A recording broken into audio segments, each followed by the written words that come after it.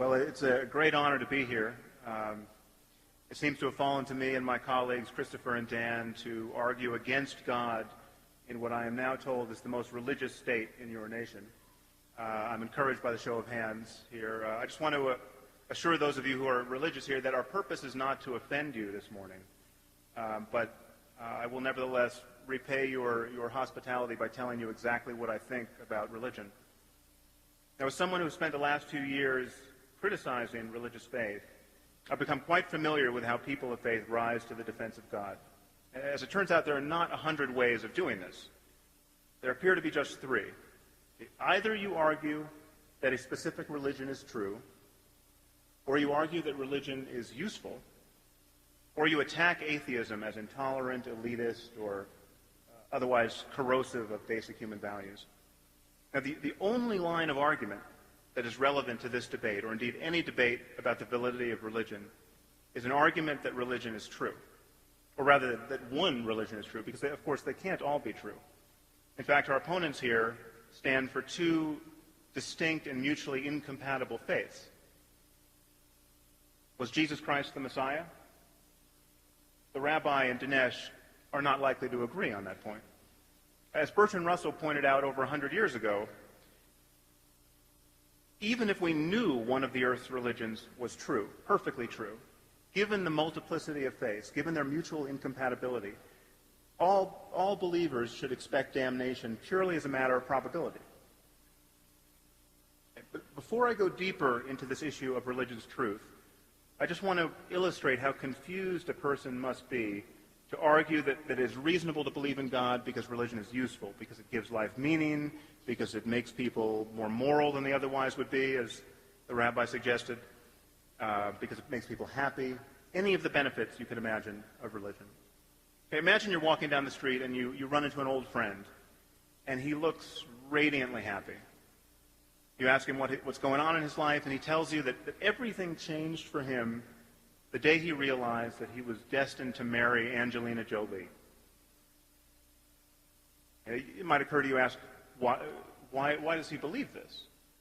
I mean, Angelina Jolie is, after all, one of the most beautiful and famous people on the planet. She's not incidentally married to Brad Pitt. They have something like 27 children at this point. Okay, what if your friend, sensing your skepticism, said, "You clearly don't understand. This belief gives my life meaning. Okay, I now know my purpose in life. It's to be Angelina's husband." What if your friend said that this belief has made me a better person? I'm now incredibly kind to children, anticipating having to raise Angelinas once Brad leaves. Or what if your friend said to you, "You can believe whatever you want, but I wouldn't want to live in a universe where I don't marry Angelina Jolie." Okay, it should be quite clear at this point that your friend has lost his mind. Okay, and it's probably a dangerous person, and yet this is precisely the kind of talk that so often passes for wisdom in religious circles and may attempt to pass for wisdom here. Certainly the morality argument is of that sort. Beliefs are not like clothing. Okay? Comfort and utility and attractiveness cannot be our conscious criteria for adopting them. To believe a proposition, you have to believe that you have good reasons for believing it. And the effect that this belief will have on your life cannot be among those reasons. And this is what it is to be clouded by bias. This is why we have phrases like wishful thinking and self-deception. To really believe that there is a God is also to believe that you stand in some relation to his existence such that if he didn't exist, you wouldn't believe in him. How does the supposed usefulness of religion fit into this scheme? It doesn't. So let's return to this question of truth. It's very common for people to say there's no conflict between religion and science because they relate to different subject matters. Okay, this is a lie. Religion and science both make claims about the way the world is. They make incompatible claims about the same reality, and they make these claims based on very different standards of evidence and modes of argument. It should be quite clear that there's a conflict, a perfect conflict, between demanding good evidence for what you believe and being satisfied with bad evidence. or no evidence. So religion and science are in conflict because there's no way to disentangle religious and scientific truth claims. The claim that Jesus was born of a virgin, say, it's a central claim to Christianity. It is also a claim about biology. The claim that he rose from the dead and will return to earth is a claim about history. It's a claim about the human survival of death. It's a claim apparently about human flight without the aid of technology. Jews, Christians, and Muslims, while they disagree on many things, all agree that on the day of judgment, every person who has ever lived will be physically resurrected. Just which scientific laws does this violate? One's tempted to say all of them. If the basic claims of religion are true, science is so blind to this underlying reality, and the laws of nature are so susceptible to supernatural modification as to render the whole enterprise of science ridiculous. If, on the other hand, the basic claims of religion are false, most of the people on this planet are profoundly confused about the nature of reality and beset by quite irrational hopes and fears. And many people are simply wasting their lives and spreading delusion, often with tragic results. It seems to me no thinking person can be indifferent between the two sides of this dichotomy. Now, it's often imagined that non-believers like myself must be in principle closed to spiritual life. This is not true. You can have a deep spiritual and ethical life without lying to yourself or to your children about the nature of reality, without pretending to know things you do not know. There's nothing that prevents a non-believer from experiencing ecstasy and self-transcending love and rapture and awe. In fact, there's nothing that prevents a non-believer from going into a cave and practicing meditation for a year like a proper mystic. What non-believers don't tend to do is make unjustified and unjustifiable claims about the nature of the cosmos and about the divine origin of certain books on the basis of those experiences. That is a difference worth noticing. So I want to suggest to you that whatever is true about our circumstance, ethically and spiritually, can be discovered now and can be talked about in language compatible with our growing scientific understanding of the world and of the human mind. Whatever discoveries are there to be made about how to maximize human well-being can be talked about in language that is not an outright affront to all that we've come to know in the last 2,000 years. And to subscribe to one of the Iron Age religions, like Christianity, Judaism, and Islam, is to make the tacit claim that that is impossible, that there is, in fact, no way to understand our circumstance using the tools of our modern understanding of the world, that some measure of superstition is necessary, some measure of mythology, that we have to lie just this much.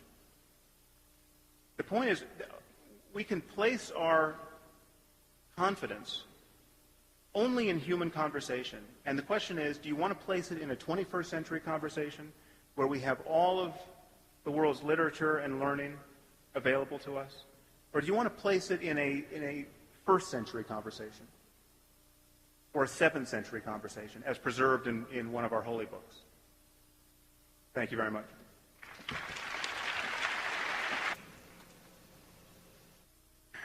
Well, as we've begun to see, one of the problems with arguing in defense of God is that the evidence in your favor is either terrible or non-existent.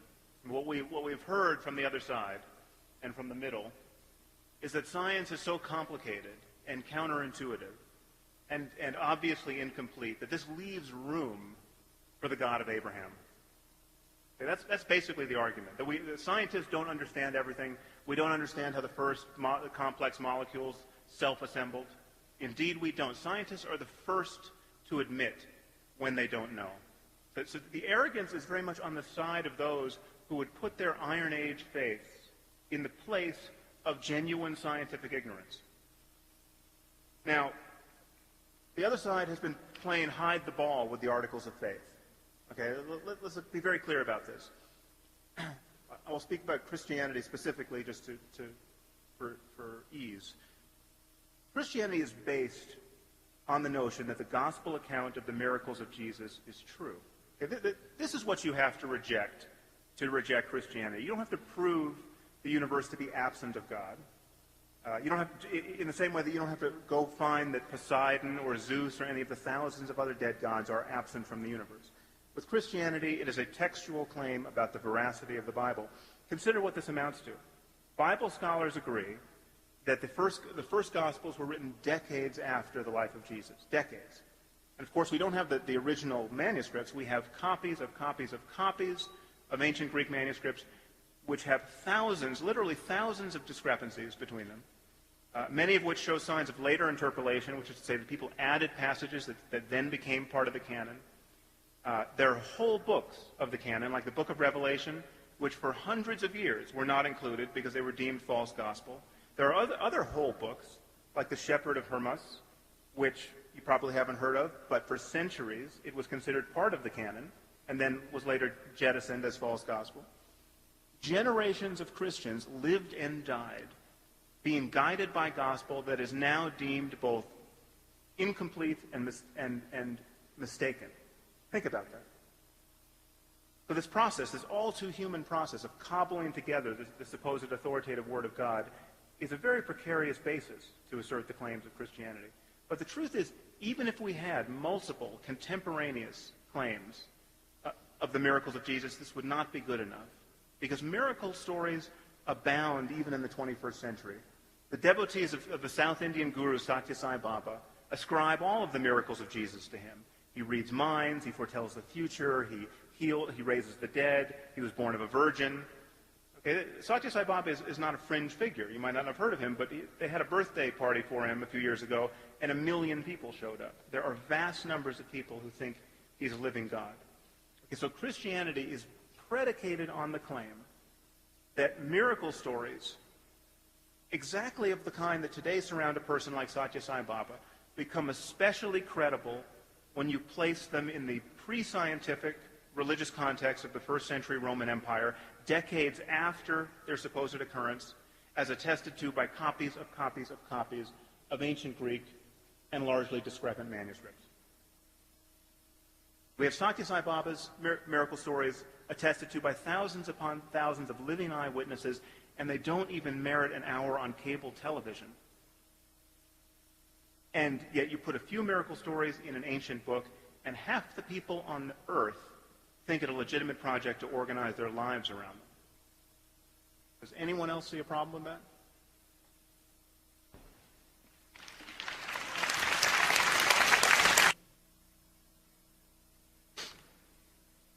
Well, I want to return to this core issue, which is belief, because that really is the issue. Without belief, religion evaporates. Without belief, science evaporates. We're talking about claims and their evidence. And we're talking about what you think is true about the nature of the universe. Presumably you don't believe in Zeus. If someone stood here and said Zeus was the greatest scientist, you would not have applauded. Okay, let's talk honestly about what we think is true. The truth is that religion, as we speak of it, Islam, Christianity, Judaism, is based on the claim that God dictates certain books.